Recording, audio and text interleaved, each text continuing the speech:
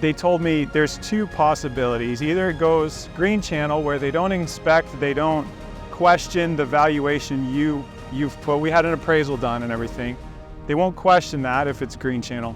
If it's red channel, they question everything. They inspect everything, and you better be prepared.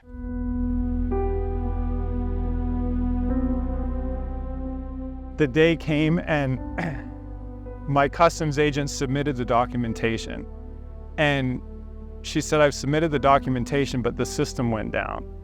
So it's an automatic sort between red and green. It's luck, right? She said the system went down, so we didn't get a red or green. They have our information, but now an administrator is going to have to make a manual decision. She said 100% guarantee he'll decide red, because it's an aircraft and it's a higher value item and all these things, so it's going to go red. And I said, so it would be a miracle if it went green. And she didn't answer. And as the conversation went on, I repeated that. So you're telling me it'd be a miracle if it went green? And she said, yes. Well, the next morning, I was sitting waiting for some other paperwork, and she texted me and said it went green. And I said, what a miracle. And she said, yes. See, I knew that when there was such a panic in the customs agency about the value and everything, I knew it would be a testimony. I was like, God, I think you're setting me up to connect with these people in a spiritual way. She already had a steps to Christ. And anyway, I was excited what was going on. And she's like, well, now I'm going to submit the second half of the paperwork for the container. Now, if the container went red, not as big a deal because it's not worth as much, but it would mess up all our plans. We'd have to unload the plane in the customs storage facility. It would be difficult. We had a backup plan to do it, but it would have been very inconvenient.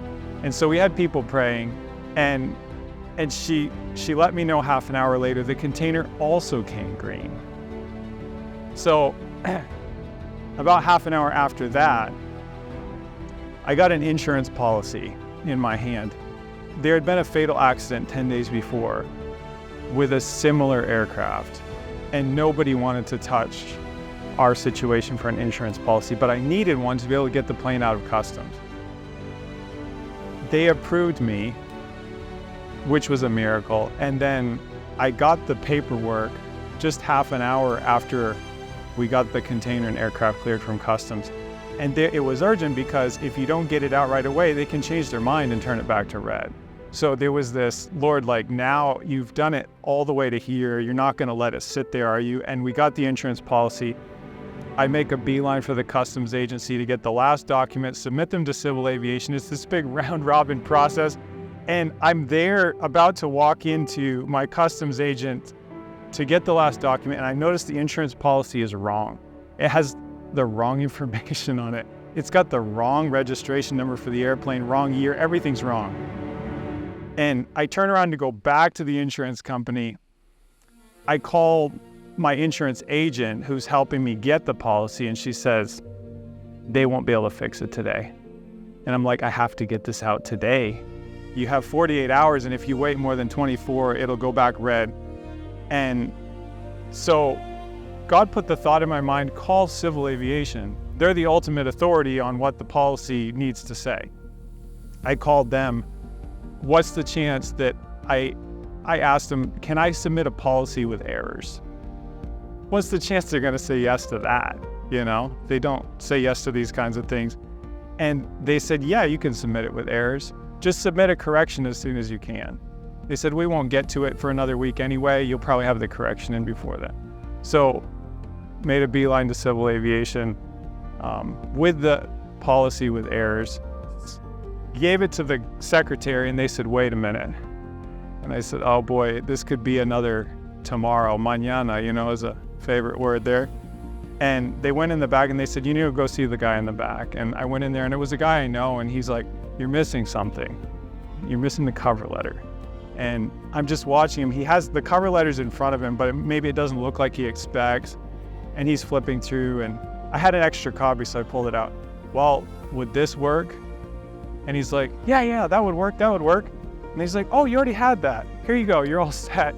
And he hands it back to me, and now I have the paper in my hand to get the plane out of customs. I go to customs and we meet with my agent there, and he's like, oh, the system's down. We can't pay our storage fees, so we can't get it out. Wait 30 minutes. Well, that can mean anything, So we wait 30 minutes, the system comes back up, the truck rolls out, and the airplane's ours, Just, I couldn't believe it. And even the delivery was, something that we weren't sure was gonna work, the location we had picked out.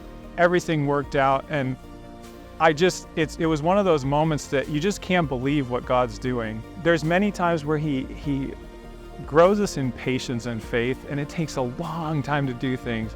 And then sometimes it all happens in a day. And I just wanted to share that we serve the God of the impossible.